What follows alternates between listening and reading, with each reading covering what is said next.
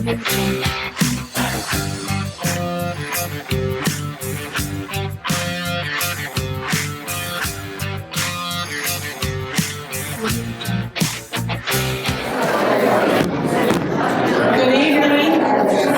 I'd like to welcome everyone to the regular school board meeting, March 18th, 2025 at 6 p.m. And we'll open this meeting with a pledge. I pledge allegiance to the flag of the United States of America and to the republic for which it stands, one nation, under God, indivisible, with liberty and justice for all. Please stay standing as we recite the Dunlap Creed. I am smart, I am thoughtful, I am honest, I am helpful, I am an important part of the Dunlap family. Today I promise to show my cause by practicing kindness, acting responsibly, working hard, and staying safe. It's a great day to hammer.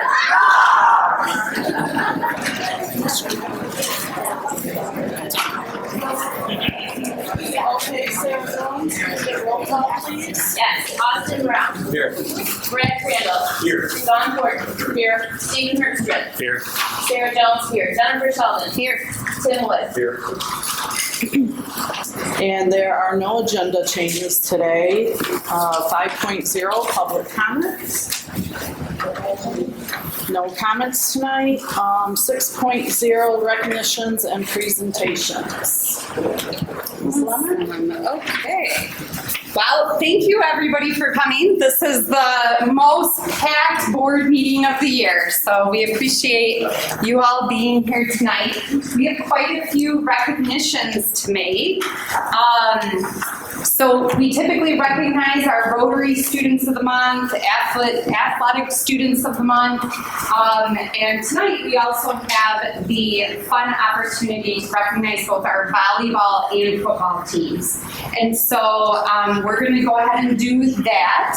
The first person that I would like to call up is our Student Athletes of the Month. We have both Johnny Lake and Madeline Henschel, who were our Athlete Students of the Month. Are either of you here? I don't.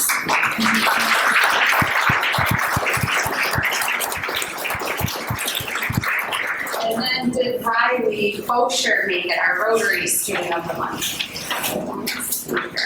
We'll make sure we follow up with them. Next, I would like to,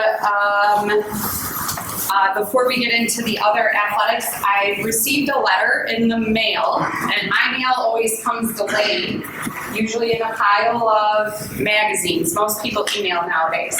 But I got a really cool letter that I opened that is from the Michigan Association of School Boards, informing me that Don Fortin would be getting honored at the upcoming CASBA, which is the County Area School Board Association meeting, which is going to be coming up here in the next couple of weeks, for an award of distinction for being a level 3 certified board member. So congratulations, Don.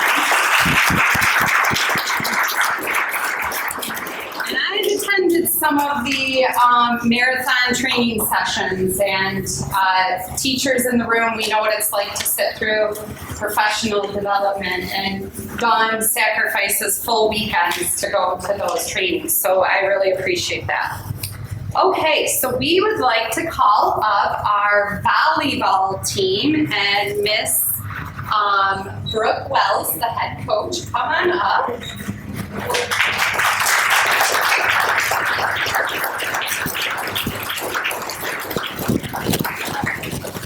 This is for you. Congratulations on leading not only great athletes, but star students too. We are really proud to be able to recognize you. I mean, we got paid. So excited. Nobody ever wants to take their finger in college ball tonight. So thank you so much for working so hard, not only on the court, but off the court, because your team received from the Michigan Interscholastic Volleyball Coaches Association the Teen Academic All-State Award, which is, I think, a great accomplishment that we should all be proud of. So, congratulations.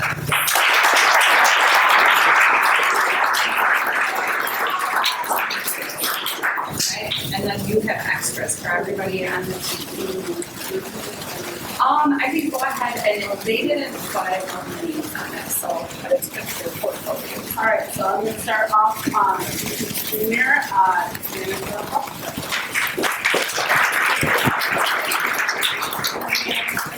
junior. Another junior, Natalie Jackson. Another junior, Charlie Greger. And we have freshman Mia Wells. We have lots of others, they're doing other sports, some are able to do volleyball right now, so they were able to make it, but We tried doing it a couple of others, but it's never, everyone's busy, you know, the time just keeps flying by at a pace.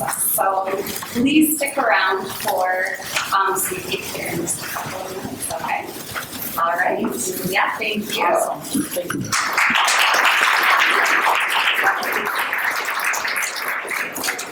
And next, I'd like to ask our football team and coaches, members of the team that are present to come up.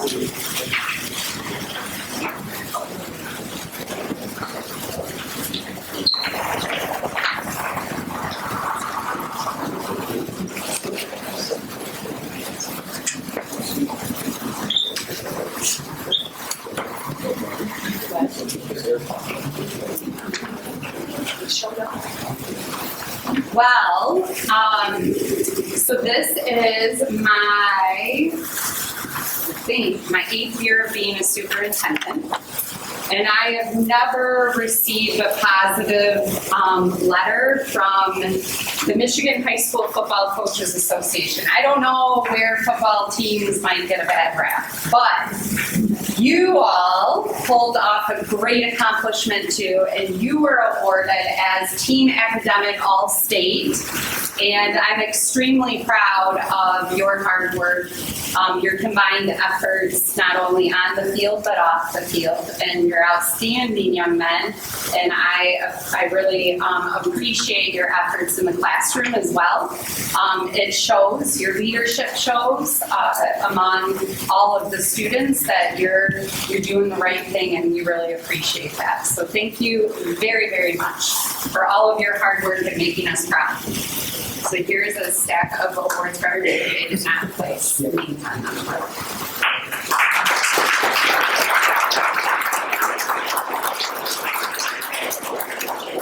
Before we give awards to the players, I just want to thank the teachers, if there's any teachers in here. We had this crazy idea of doing all this extra work after school with academic support, and teachers letting us know kids miss homework, and they were on point this fall, and we couldn't have done it without them. So if there's any teachers in here, thank you very much. So first we have sophomore Trayshawn Bailey. Junior Trayshawn Bailey. Junior Mr. Aiden Babbitt. Senior Josiah Schwartz. Junior Calvin Paysons. Senior Alex Lukery. Freshman Gavin Truce. Freshman Brandon Lutgring. One of our assistant coaches, Mr. Chris Lott. And our freshman / JV head coach, Mr. Marty Martin.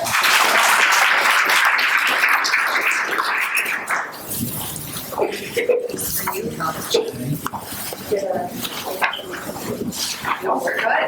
Excellent. Thank you. Thank you guys. Great. come up. Bro, you can take trade with the dude. He could be assignment, bro.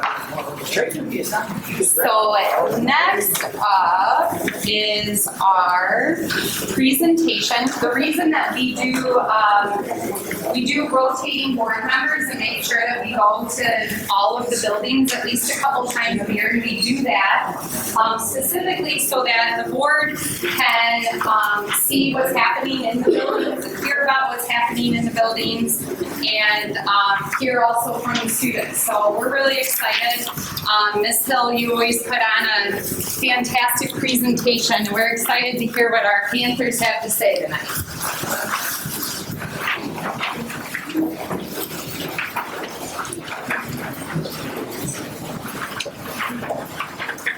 All right. I'm going to let them steal the show, and then I will throw the data in at the end, so I'll be the boring part after they make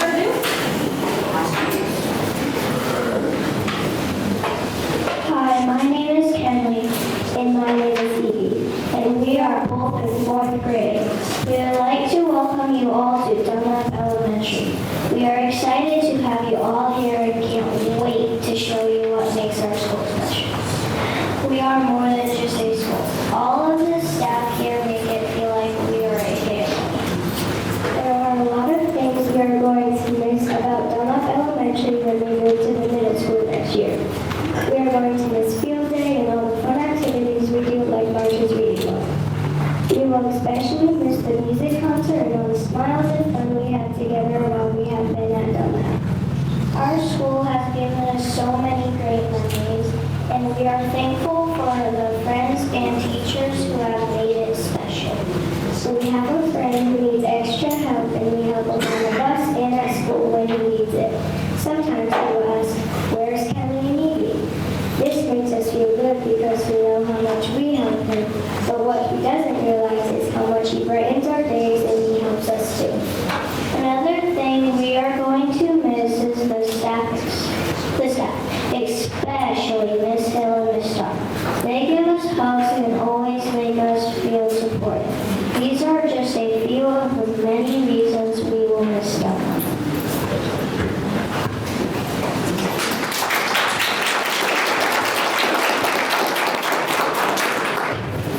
My name is Jen Hedman, and I am a 4th grader here at Dunlap.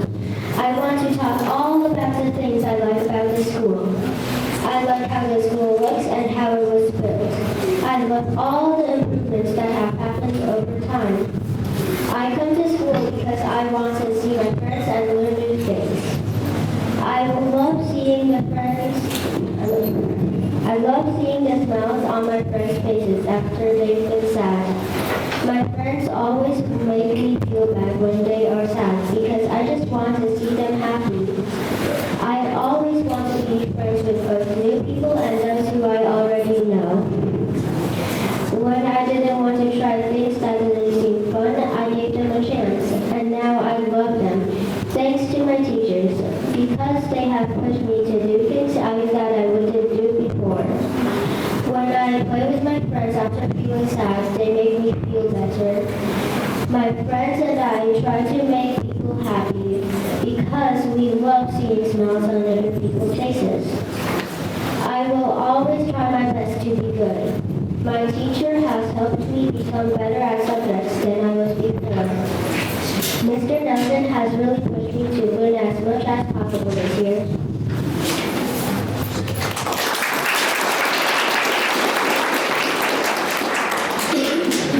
My name is Issa. I am in the 3rd grade and very happy to be here at Dunlap. One of the things I love about Dunlap is that Mrs. Hill tells a joke every day during the announcements. When I think about school, one of her jokes comes to my mind. Why was the math book crying? I don't know. Because it had so many problems. And seriously, schools have a lot of problems. Fortunately, Dunlap has some great people that help to solve those problems. First off is Mrs. Hill and Mrs. Holmes.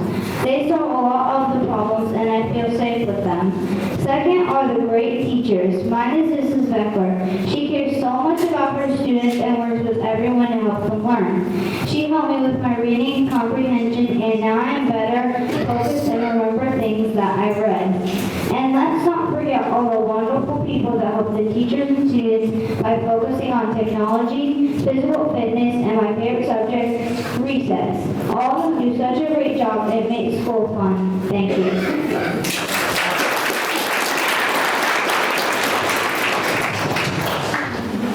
My name is Nathan. I'm a third grader here at Dunlap. The things that I like about the school are, I like how during Panther, when it's her birthday, you can pick from the birthday box. I really enjoyed the end of the year carnival that we had last year. I remember the ice cream cones, the bouncy houses, and the dunk tape. That was so much fun. I hope we have one this year too. My class had a great time on a field trip last week. We worked on a student from CACC and did some hands-on activities in our classroom. And then we went on our field trip to Denzel. We played Connect 4 against a really good robot. And there was this timing game where you had to press the button at the right time. We had so much fun learning there. Then we had snack and also played with Legos and built stuff. The trip went by so fast because we were having so much fun. The bus we rode in was also pretty cool. I really enjoyed this year and I can't wait for next year.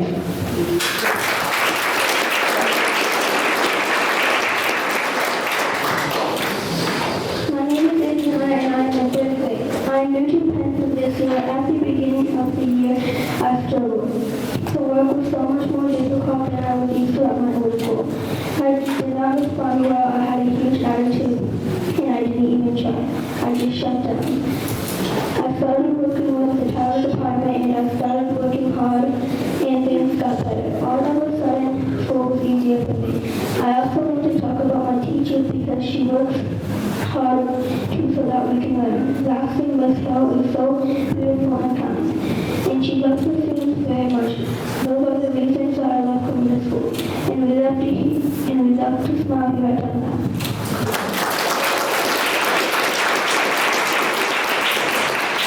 My name is Easton. I'm a third grader. One of the things that I like most about this school is paper hour. It has really helped me. It has improved my reading, and I've made some new friends because of it. I like working with Miss Griffin and the principal too. Miss Becker has also helped me a lot in school. I'm really thankful for all the support I received this school year. I'm also participating in the after-school program. I feel like the after-school program has helped me in my reading and given me a head start.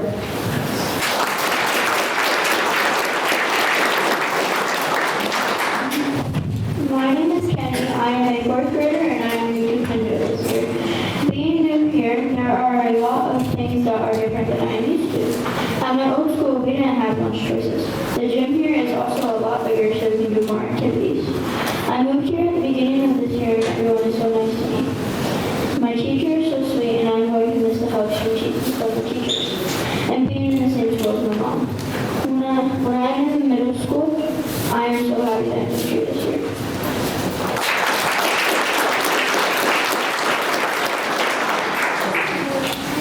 Hello, my name is Brittany Crouch.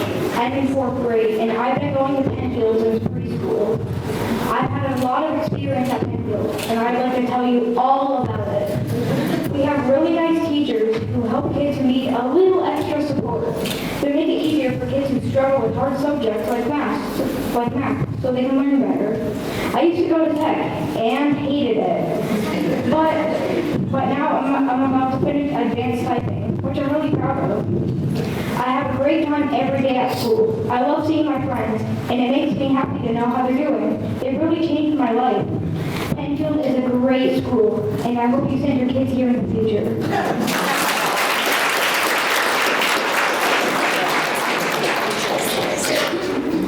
My name is River Parker. I've been at Pennfield School since second grade. There are so many things I'll miss when I go to middle school. The most important thing I'll miss is a sense of comfort I feel here. I'll miss were Mrs. McCafferty and Mrs. Stover in the mornings. I'll miss seeing Mrs. Kelly and spending time with my best friend Lexi. She obviously travels the halls a little differently than most, but I see her for who she really is, a brave, kind, and artistic girl. I know everything about her, and she is a really good friend. I'll also miss Mrs. Bronson and Mr. Dave, whose funny jokes always make me laugh. The lunch ladies are so kind to me, and they always brighten my day. I also like helping Lexi practice things because she helps me too. She makes my days better. I'll really miss Mrs. Lout, my great teacher, because I can walk over to her now, but next year I won't be able to. Even though I'll miss a lot, I know this is a good day.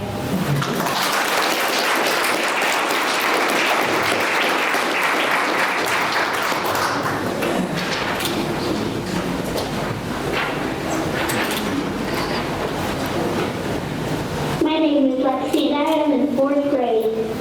I like coming to school for a lot of reasons. I like reading, seeing my friends, and being with Mrs. Tater. I have different needs from other kids that the staff helps me with. The staff made it so I can use my communication device to do the same work as my friends. Everyone treats me like any other kid. They got a swing for me to use at the playground. I even had a speaking part in the winter music program. One thing I wish they would change is for mac and cheese to be served more often in the cafeteria.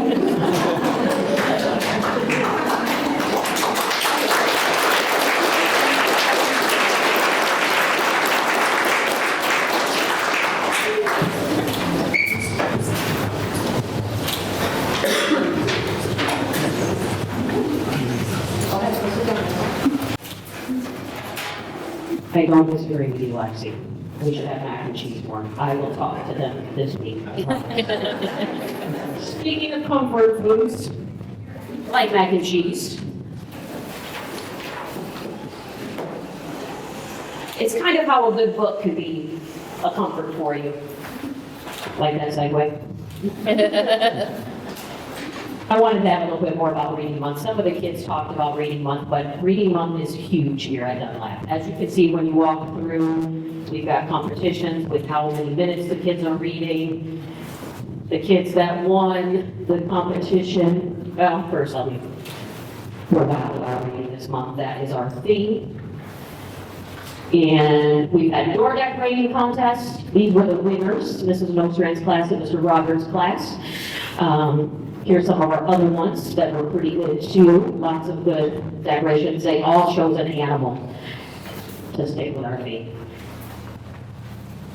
The winners of the reading log contest got to pie us in the face at the Pie Day assembly. But to start the Pie Day assembly, I had two students, Timothy Schaefer and Brady Crouch, who's here tonight. They sang the 100 Digits of Pi song to the entire school and knew every single digit. It was amazing. So they started the assembly. We got pied in the face. We also gave some books away, which you'll see a picture in a minute. We've done hallway reads several times this month where the kids sit out and teachers' kids all read for 15 minutes in the hallways together. Here's some of the kids that were winners. All these kids met their reading goal for the week. Third graders had to read 125 minutes, fourth graders had to read 175 minutes, and those kids were drawn from the students that completed that. So that's a pretty stiff competition, and they were 2 kids from each class won. All right, I'm going to hand it over to Ms. Holmes for a minute. This is my dean of students. She's new this year. She's going to talk to them about PBIS and take it away.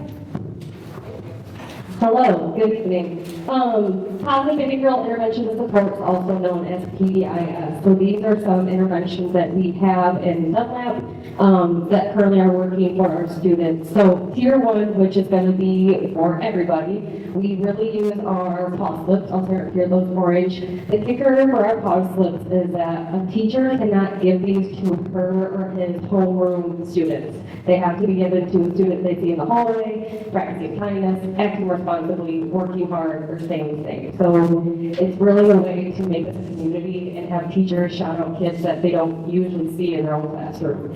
We also have our perfect attendance, so a kiddo that has perfect attendance for the month gets to come down to my office, hang out for like 10 minutes, get to color our theme of the month for having perfect attendance for the entire month. So just a positive way to get them in here and recognize coming to school every day is difficult with sickness and not wanting to come. So kind of a shout out to them. We have our VIP lunches that are once a month when we can. We just had a really awesome renovation to our kitchen. But with our VIP lunches, we kind of have a kiddo from each classroom. We shout them out for showing cause the entire month. Then finally, the Donut Creek, which our kiddos were able to say to you today, which is totally awesome. We do that every morning with our pledge. So tier 1. Tier 2 is where I get involved, and we have about a bi-weekly lesson where I go in and we talk about a social skills. So this week's was big problems versus small problems. So figuring out what's a big problem, and that means you gotta come to an adult and find them and tell them we have big problems. Small problem means we can figure it out on our own and we can kind of figure it out as we go. Sorry, I'm getting over science infection, so I'm like really nailing on. All right, tier 2 also, it's not for all our kids, like a tier 1 would be, and tier 2 kind of points at some of our kiddos. So we're going to start looking at maybe like 20% of our kiddos that need extra support, and that's where these social skills come into play. So I choose to go into the classroom, get to see everybody, and hang out with the kiddos a little more. Tier 3, this will be individualized. So we're looking at kiddos that need extra support. This will be a personal break class, coming out with me for a little bit, maybe color, talk about it, feeling overwhelmed, either come talk to Ms. Holmes. We did hire a counselor as well, so that's been super helpful as well. The staff has been amazing. And then we also have a check-in, check-out for certain kiddos that need sorry. So they bring throughout their day, kind of a check out. So we make goals for them. Goal 1, staying on task, being kind, working hard, and then we kind of grade them as their day goes on. And there's a goal at the end of the day for how those kiddos did.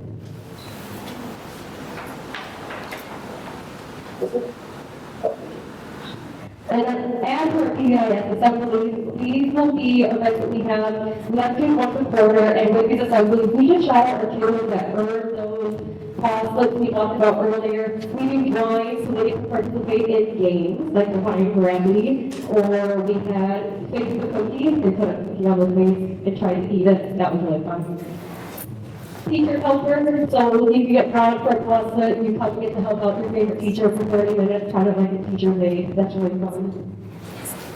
Lunchtime, so you get to pick a staff member you want to have lunch with, and then popcorn or pickle. Every other Friday we have popcorn or pickle, so they get free popcorn or pickles. And finally, data. I'm going to talk to you real quick about our school-wide information system. One that I really want to hit on is we are in the blue, so that's 2024 through 2025. The black line is going to be the median score as national average. So you can see for this year, we're really on target for staying at that national median average. Green is going to be what's going on last year. Every single month, we have been below last year for referrals. So that means any kiddo that's like not following directions, defiance, physical aggression, inappropriate language, all of these referrals have dropped drastically since last year. We've got really awesome in front of our kiddos, and a lot of that has to go back to our PBIS structures that we're using. Finally, referrals by behavior. Again, green will be last year, blue is this current year. Everywhere we see the blue besides, I think, bullying, and that's another structure where we're kind of meeting as a PBIS team, talking about what can we do to make that more inclusive and more community feels so we can lower those bullying numbers. But other than that, every other sector is lower than where we were last year, and that's a lot of thanks to the PBIS structure we have in place. All right, now the fun stuff. Academics. I'm going to be quick. The big thing I want to point out, this is Acadians, this is the first year we have used this here at Dunlap. The main thing I want to point out here, we don't have our end of the year data yet, but there are 76 students in third grade that we are progress monitoring. So on a weekly or bi-weekly basis, depending on their scores, we are checking to see where they're at and where their holes and gaps are. Same with fourth. We have 62 fourth graders that we currently are progress monitoring because they are struggling with different concepts. From the NWEA data, we have some comparisons here. Acadians, it was the first year we used it, so we can't compare to last year because we don't have data. But this is NWEA. If you look, this is all grades, so this is a school-wide look. This is fall to winter. This is the achievement level, and then this here is the growth. So we grew more than 55% of their peers as compared to other schools and students of their same age.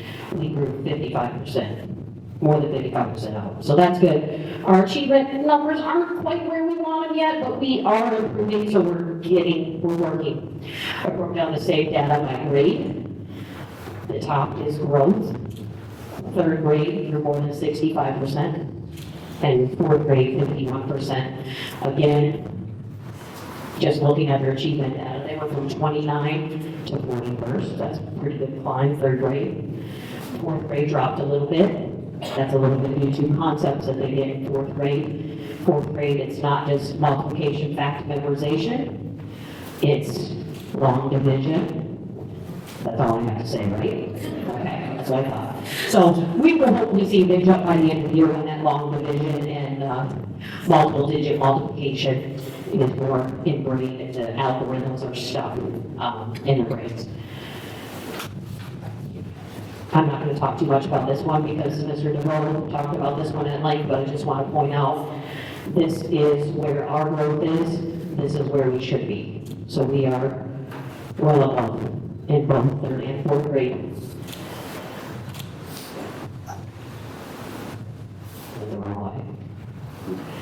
All right, this is reading. Same thing. Grew more than 60%, went from 44 to 51. Again, not where we want to be, but improving. That's reading for the middle schools. And reading by grade level. 66% went from 37 to 48. That's the achievement data. And 48 achievement data to 54. So they are making great gains in literacy and reading, which has been a focus. So we're going to add some focuses on math as well, and we'll see that jump as well. Same thing here. This is where we should be. We're well above. And we learned something new this year, and this is kind of confusing. The green is the amount of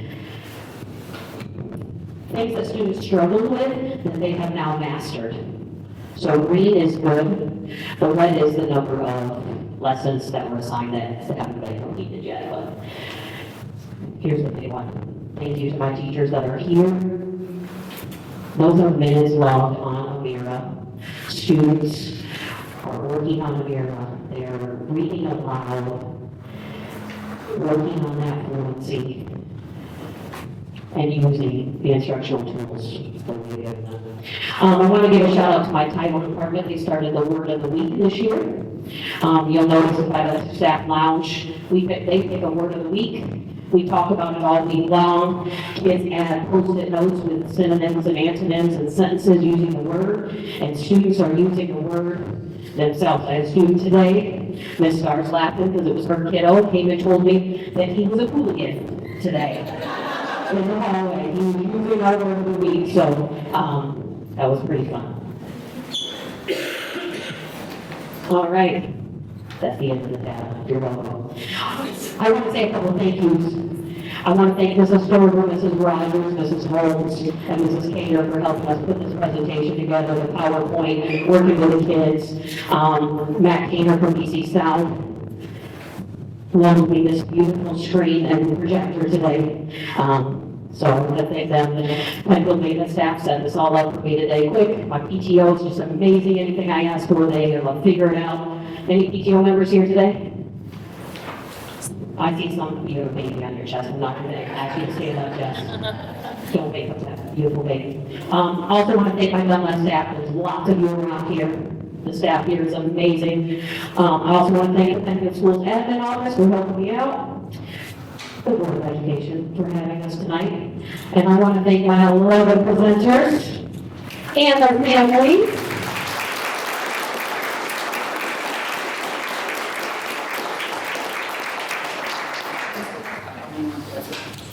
All right. Brady Crouch. I don't know if you're about it.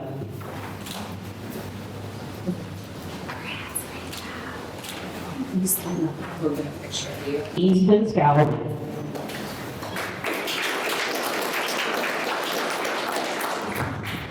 Easton's up around.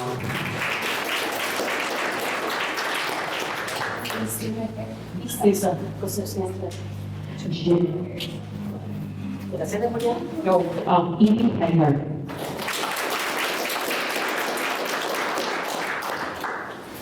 Jan Catherine Kaler.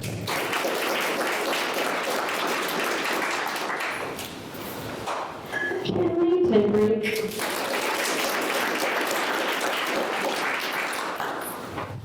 Kenny Mason. I think we left part of the folder. Lexi Fury. I have mixed up some. Yep, I have more. You have them? Okay. Sorry.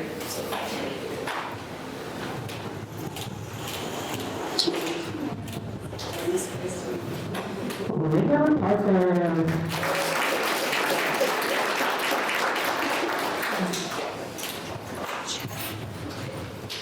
Adriana.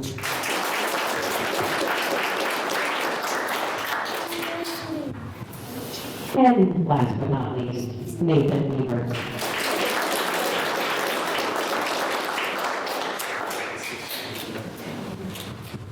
Let's give them one more round of applause. They are 9 and 10 years old, guys.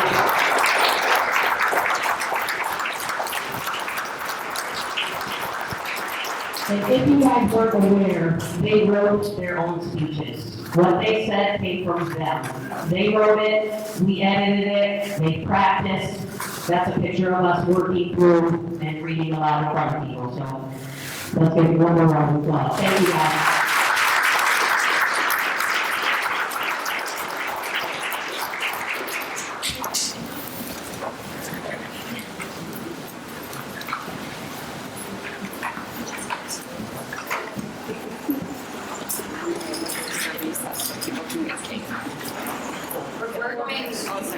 We're going to take a recess at this time for cake. Yeah, have a cake before you go, kiddos. Get a piece of cake before you go.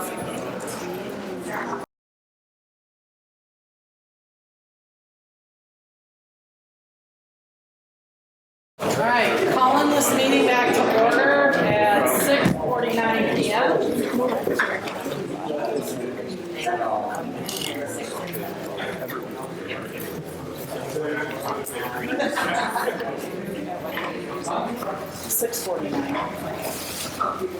Okay.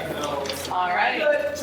7.0. Communications, yes.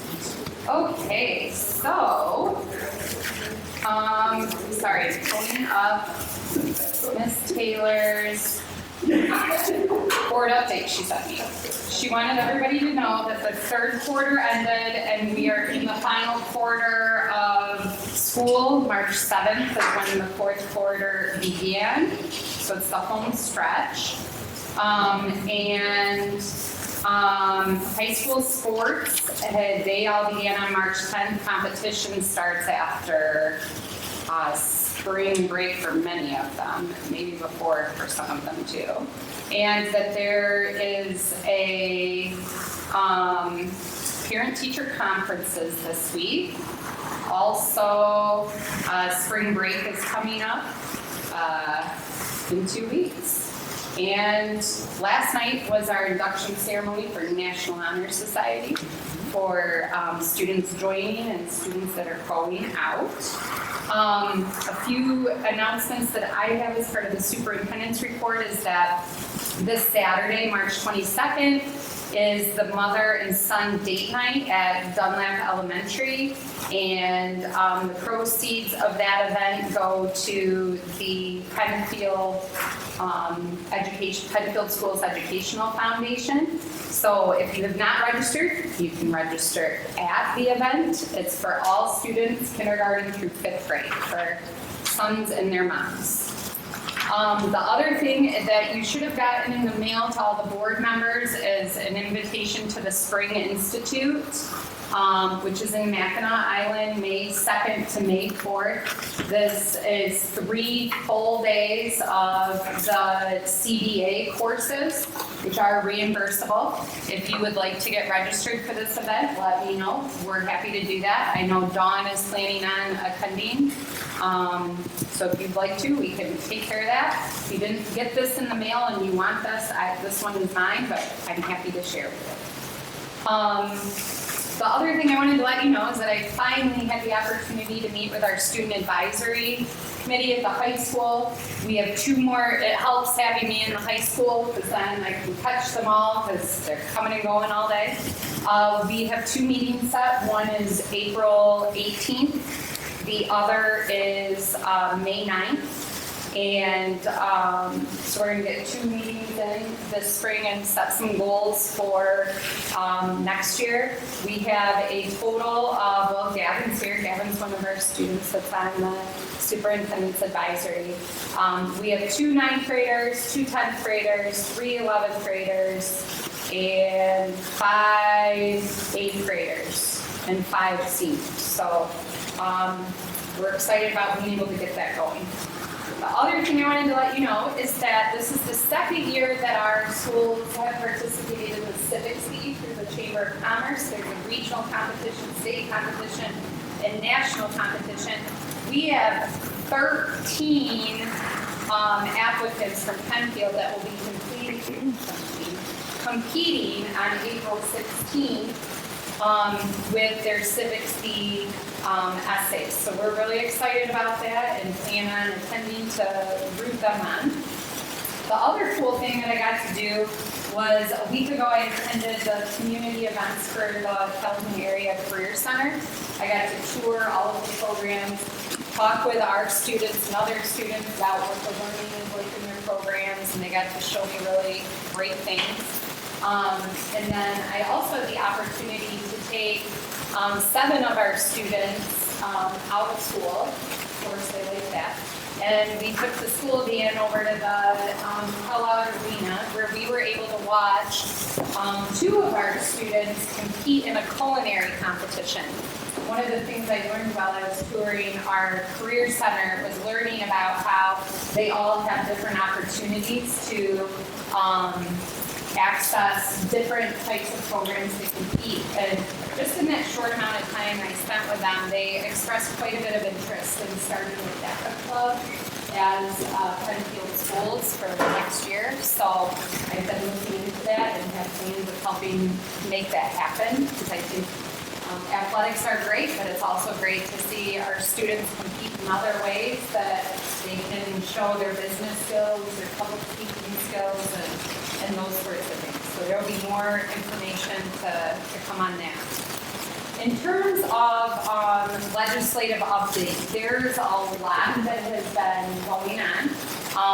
As you know, I sit as the vice president of Region 7, and I'm also on the executive council at the state level. So I participate in a little more dialogue around advocating for public education.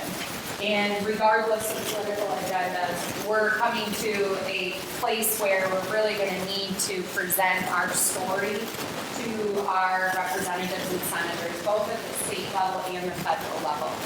There needs to be an understanding of how those decisions that get made impact a local school district, and specifically, who does that impact at Pennfield Schools?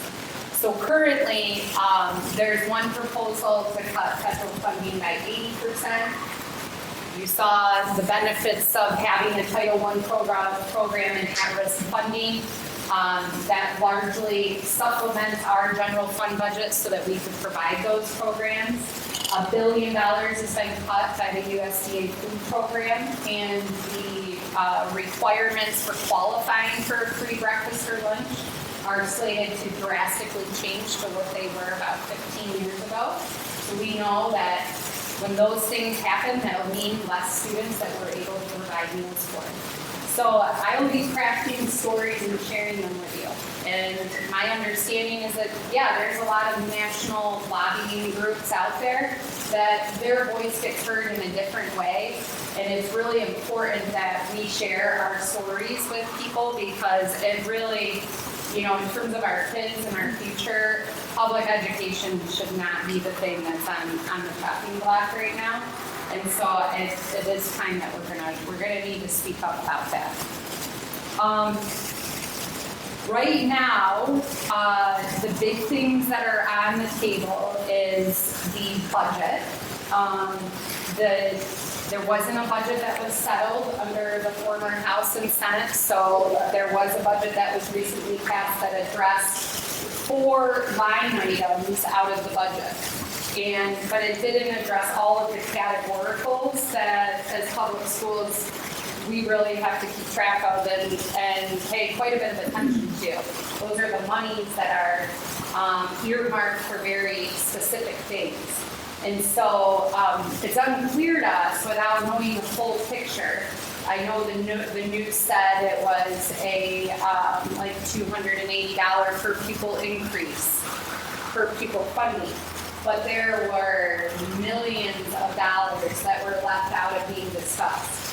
And so before we get excited about that, we need to understand the bigger picture of what all of those categorical funding pieces are. And I think I've shared with you our grant dashboard of all the different categorical items of funding that we have. We have, I think, 36 right now, and I'm working to apply for another categorical grant. So there'll be more that will come out on that, and I'll be sure to let you know all about that. But there's a lot of banter back and forth between both sides. One thing I think that is agreeable on is that the legislature is working on bipartisan agreements about teacher certification programs and trying to create more flexibility wherever they can to allow us to have certificated teachers in front of our classrooms of students. So that's the positive out of that. Any questions on that? All right. Thank you, Stephanie. Okay.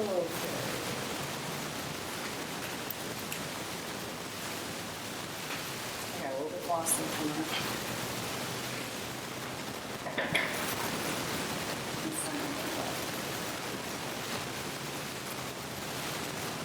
Yes.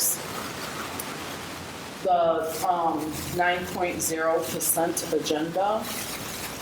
We have 9.1 approval of the agenda, 9.2 approval of minutes, 9.3 approval of check registers, 9.4 approve electronic funds transfer, 9.5 approve finance expenditure report, 9.6 the communications to the board. Can I get a motion? Sarah Jones and seconded by Brad Crandall that the board approve all items within the consent agenda. Is there any discussion?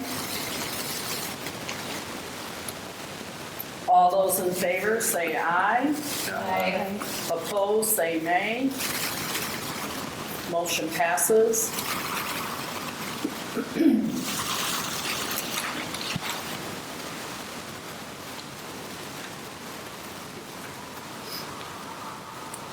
Ten point zero business agenda. Approval of new staff. It is the recommendation of Superintendent Lemmer to approve Andrea Saquin as counselor at Dunlap Elementary. Can I get a motion? Thank you. It's been motioned by Austin Brown and seconded by Steve Bergstra that the board approve the hiring of Andrea Saquin as the school counselor at Dunlap Elementary. Is there any discussion? All those in favor say aye. Aye. Opposed, say nay. Motion passes. 10.2, changing bylaws regarding the organizational meeting follow-up from February 2025 regular Board of Education meeting. Discussion on this? I can start. So at the last meeting, we kind of got into the discussion about changing it to align with the school year rather than January 1st. I brought this forward because I feel that the position that people could be put in, myself included, when I first, got elected, of having to elect, the positions on the board, to put someone in a bad position. This last election, if it wouldn't have turned out the way it did, we would have had 4 people, brand new people electing the board, electing officers of the board. So I think it would be in our best interest to move the organizational meeting to July to align with this school year. And if that case ever happens where we get a bunch of school board members, it will not have them making their first meeting voting on the officers for the school board. And I'm going to counter again with if it's same scenario, we do it in July, we can't change the election, that's always going to happen in November. So we can vote for officers in July, but if we have that turnover in an election, we have to redo the officer vote in January anyway. And then we'd be doing it twice a year.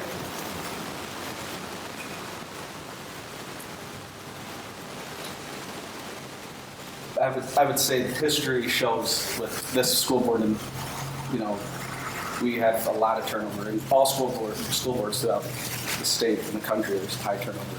I think putting us in the position of maybe having to elect one or change elect one officer again is better than having a great amount of people coming in and making an uneducated decision on the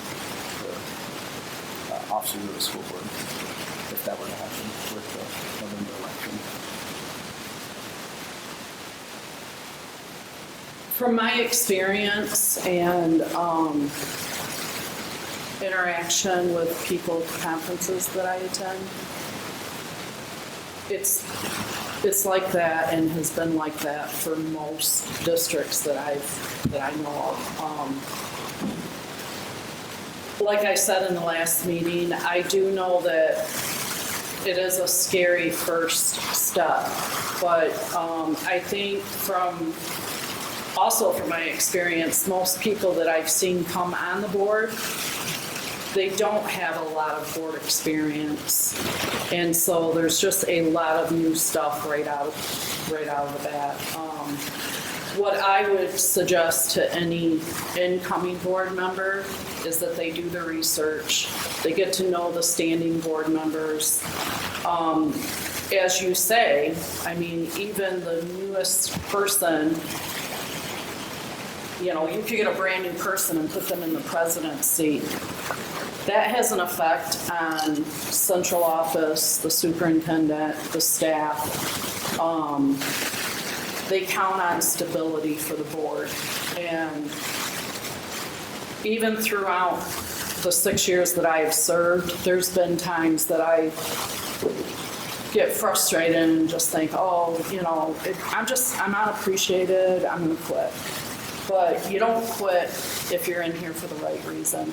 You stick it out and you show the stability of the good and the bad. Tonight was beautiful, and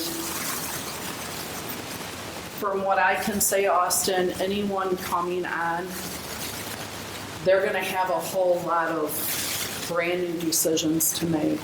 and things that they're gonna have to research to make the best decision for the students. And I just think, you know, January is showing stability. My recommendation is to stay the course as it is and give everyone a little more time on board to get that experience under their belt and just see that, you know, the election isn't really what matters.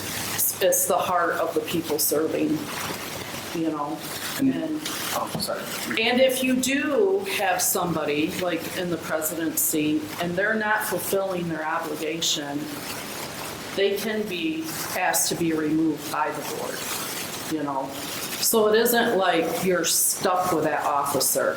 If that officer isn't doing their due diligence, the board can come together and remove them from that seat and put them as a trustee. So maybe I'm not, from what you just said, that everything you said fully supports my recommendation of changing it in my, you know, the new board member has a lot coming in, the first one. We shouldn't why pile something else on, and that is very important. Stability, why just throw a name out there and say, okay, I'm gonna vote for Jimmy Bob, and then 2 months later say, wow, they're not doing a good job. We need to go ahead and, I need to go gather the troops to remove them. You know, everything in a school district it doesn't go from January to December or January to January. It goes from it's the school year. Maybe everybody has always done it that way. I hate that excuse. I think that is a terrible excuse. Like if we did it the same way every time, we'd still be walking everywhere. And we have to evolve with the times. I just think that it would be better for us moving our district forward to, you know, adapt with times. And you know, the truth of the matter is there's high turnover in school boards. Truth of the matter is that we have to, you're right, we do need consistency. We do need to have, you know, we need to make our community, our staff, our, you know, everyone involved feel that we are doing things that show that we're looking at ways to better improve our district, to make this, you know, not doing status quo, not saying, well, that's how, you know, everybody's done it forever. I guess, I just also like the idea that it gives you, right off, the newly elected people have a voice. So it's not just, you know, the veteran board just plowing on with people appointing. And when you get to participate in the election of officers right after you're elected, you have a voice in the seats on the board, and I think that's important. What would it look like if we went through an election and just say that your officers got voted out in January and have officers? How do you deal with the temporary operation of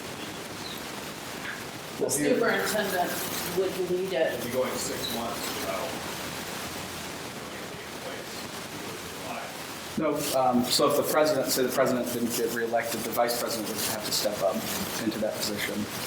And then we would have to, you know, hold a special election amongst this board to elect those officers. We wouldn't go for 6 months or however many months. We would say that if, you know, the president, treasurer, you know, the trustee, whatnot, didn't get reelected at the actual election, we would just have to have a special election at that board meeting with the new officer. I understand you're going through the process and twice. It would probably be a rare thing that happen. Couldn't happen.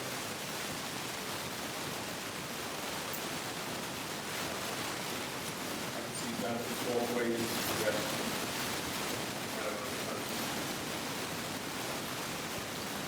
Yes, go ahead, Steve. I was gonna say, I guess, so 4 of us just got out. I know the shortest one was a 2-year term. I don't know how much longer, that's maybe age, or when's the next election for new board members? 26. Yeah, do that.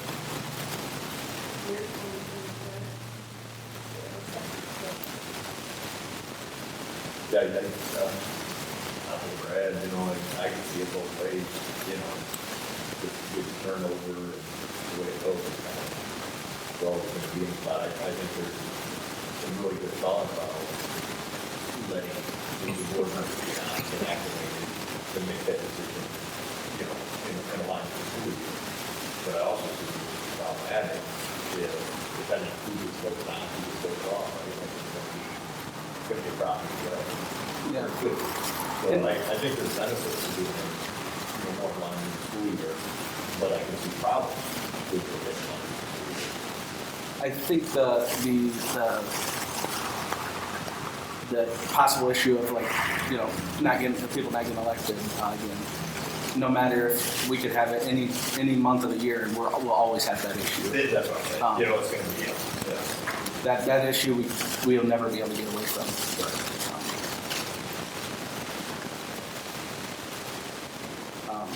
I guess if there's a number of discussion, I would make a motion to change the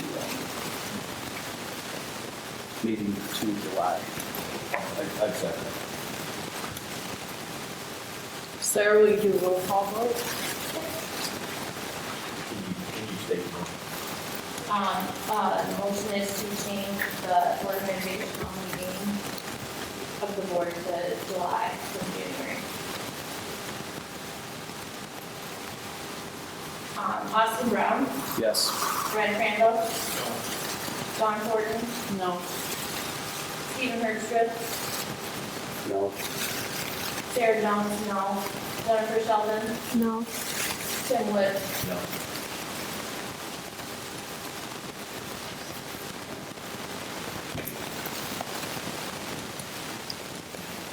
Okay, I'm sorry, I didn't write down who the motion. Motion by Austin Brown and seconded by Tim Wood to move the officer organizational meeting to July as opposed to January. And we have 4 nays and 3, 6 nays. 1 yes. Right, motion fails. Thank you, Austin, for bringing that, and, you know, it can always be revisited. I agree with that. I think that's very forward thinking. I think though, you know, if we did it, it would be problematic. But I do appreciate the forward thinking. Well, that's what I was gonna say. I don't know if I can comment, I guess. Then I'll second that, but it can be revisited. Right now, I think we got a pretty stable board, and I don't think anybody's planning on leaving. But obviously, yeah, but I think if we see something pop up like that, it wouldn't be bad to revisit. And yeah, I wouldn't mind revisiting it. You know, And I would invite all of you to talk to this awesome central office staff about the school calendar and what happens in each month on the school calendar and how big changes to your officers in the summer months is, I don't think in your best interest, but I would welcome you to speak with them and talk to them about that too, as you're making your decision on that. Also, on that, I would like to say that we work with the MASD very closely with our calendars, our superintendent evaluation, our organizational training. Like, that's where we get a lot of our trainings for the school board. And so I tend to support their recommendation. They are, many of them are former board members, former student or school administrations. And so, but like I said, I'm encouraged that you're interested in bringing things forward to the board, and don't be afraid to maybe have us revisit this in the future. Okay, 10.3, approval of the second reading of board policy PO 0144.1. Superintendent Lemmer is recommending the board approve the second reading of the Neola policy PO .01144.1. Motion to approve. It has been motioned by Sarah Jones and seconded by Tim Wood to approve the policy PO 0144.1 for the second reading. Is there any discussion? All those in favor? Aye. Aye. Opposed? Nay. Motion passes. 10.4, approval of the third reading of the final approval of board policy PO 0144.1. Superintendent Lemmer is recommending the board approve the third reading and approval of the Neola policy 0144.1. Motion to approve. Support. It has been motioned by Sarah Jones and supported by Stephen Herbstra to approve the third reading and final approval of policy 0144.1. Is there any discussion? All those in favor say aye. Aye. Opposed, say nay. Motion passes. 10.5, recommendation to approve the purchase of the Helios solar power panels on high school roof. Superintendent Lemmer is recommending the board approve the purchase of the Helios solar power panels on the high school roof for the amount of $200,073. Can I get a motion? Motion. Support. Motion by Tim Wood and seconded by Stephen Herbstra to approve the purchase of the Helios solar power panels on the high school roof. Is there any discussion on this? Quick, refresher on that one. Yes. So this came up this summer, or September, I think, is when we had our work session. And then Gina and I started digging into it, and here we are, and it's March. So that is how long it took me to understand all of the different things that go into how solar power panels work, how electricity is generated, and to really get a good understanding of what I was asking you all to buy for us. In a nutshell, what I've learned is that the setup that we have had for the past 10 years is that we are purchasing the solar power that we're producing from Helios at a discounted rate.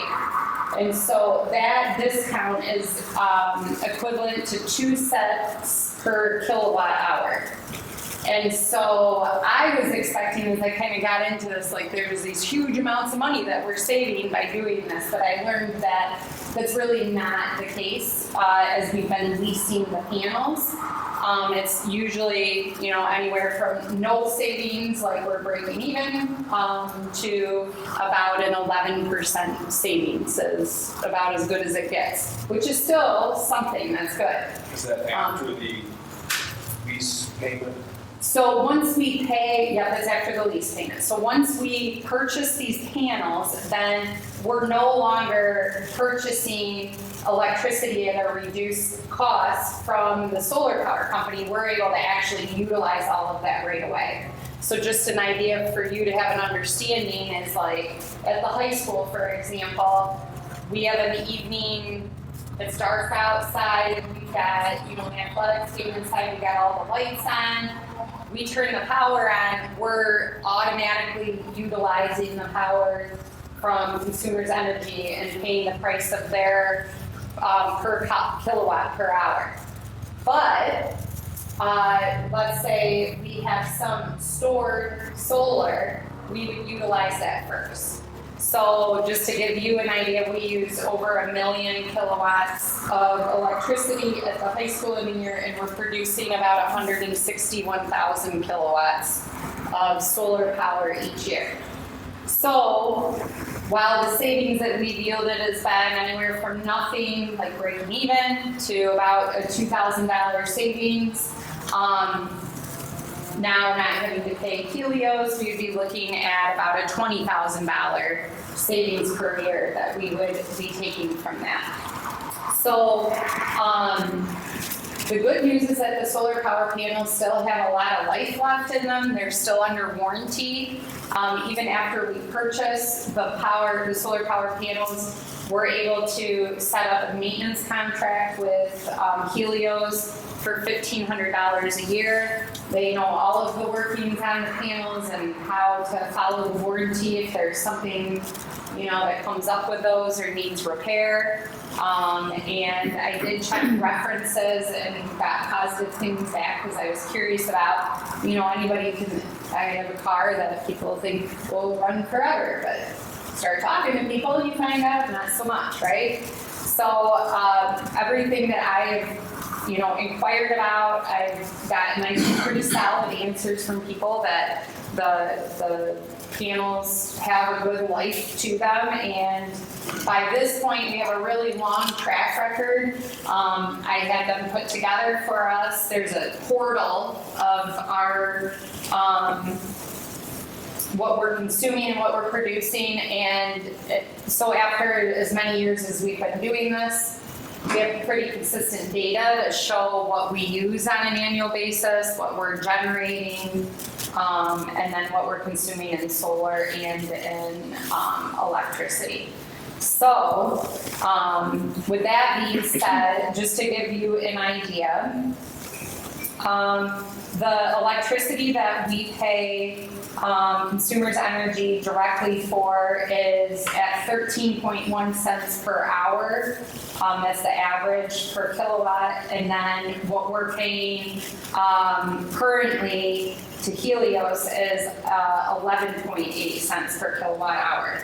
So our total consumption and our total the amount that we created of solar power, that amount at the 11.8 cents for last year, that would have been $19,128 that would have been in our pockets. We still saved the 2 cents an hour in what we paid for the 161,000 kilowatts, but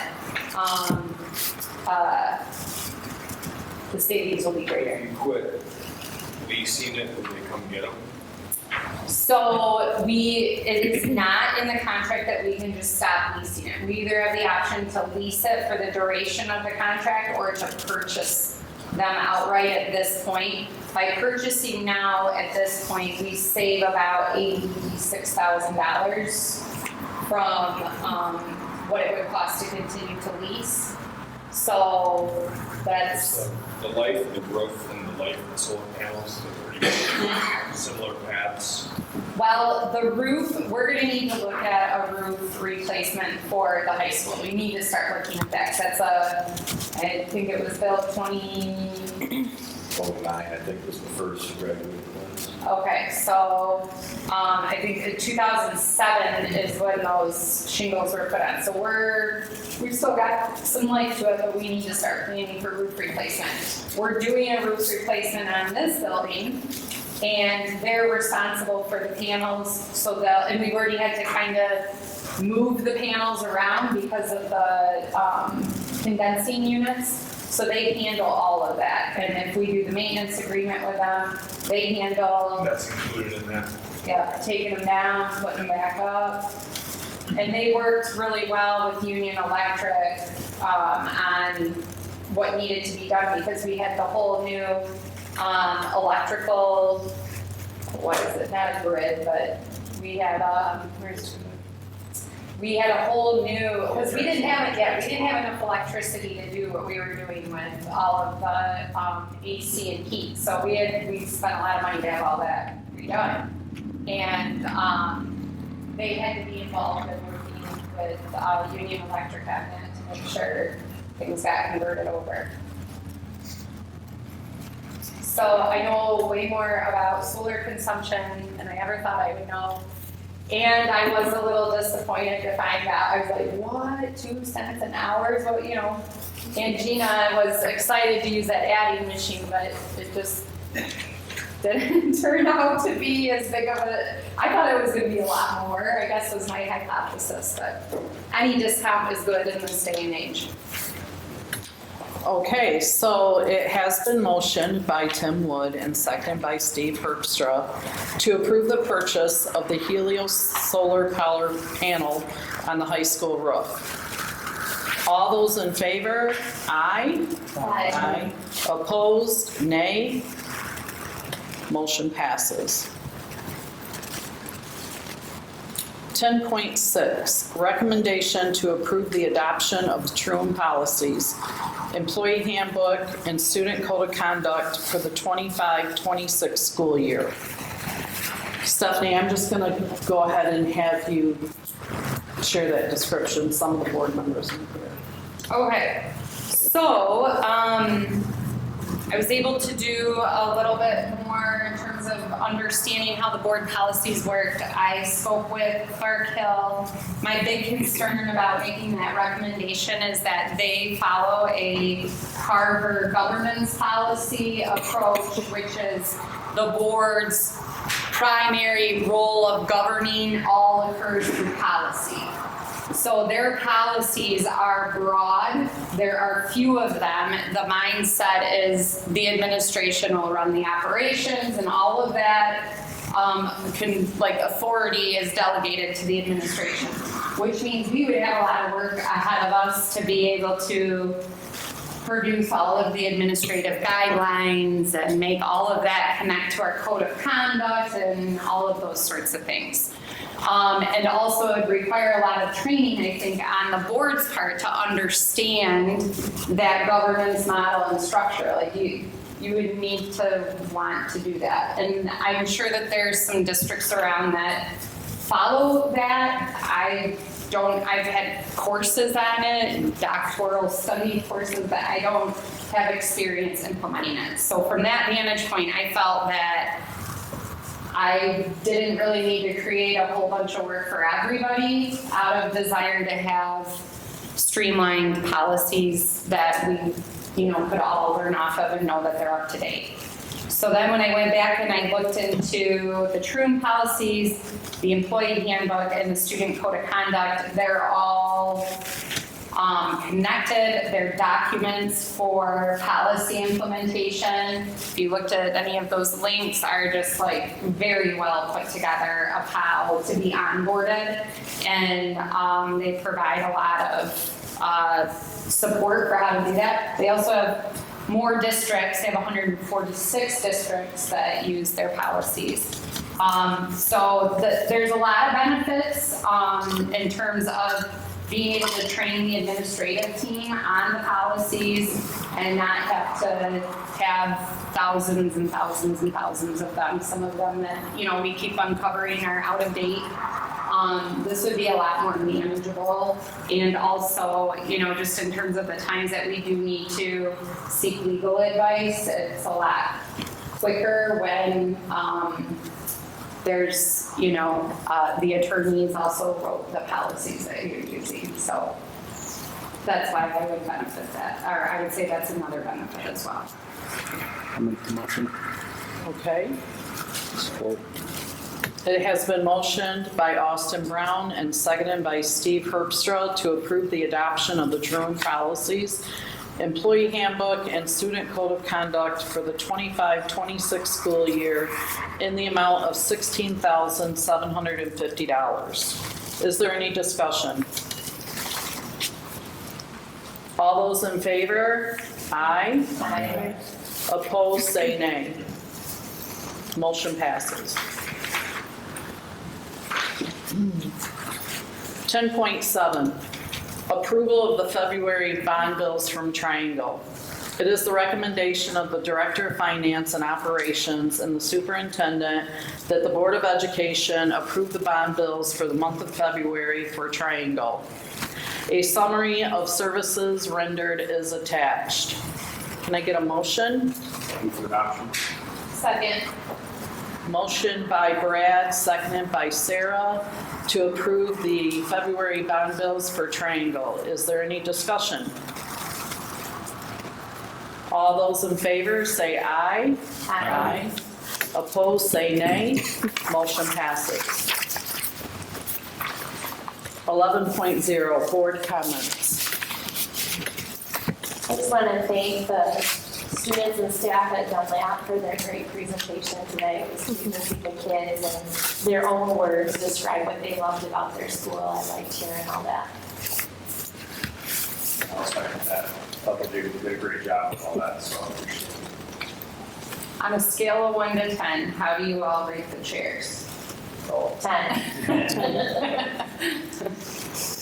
We'll take traveling chairs. No. Yeah.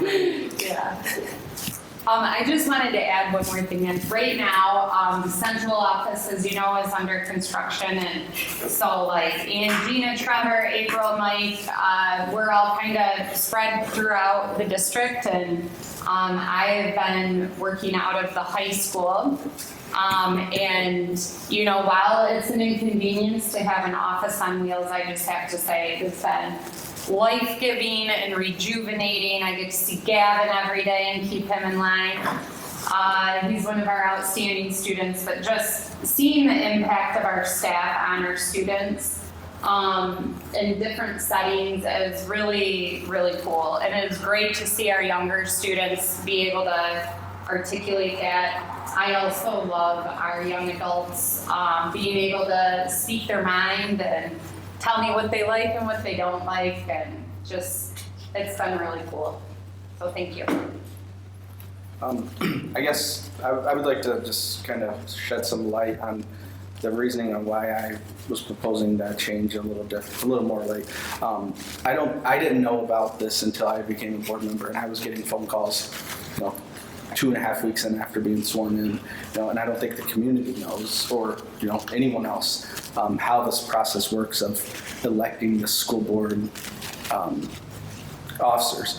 Like I said, I was getting 2.5 weeks after being sworn in, I was getting a phone call about support for being someone running for president.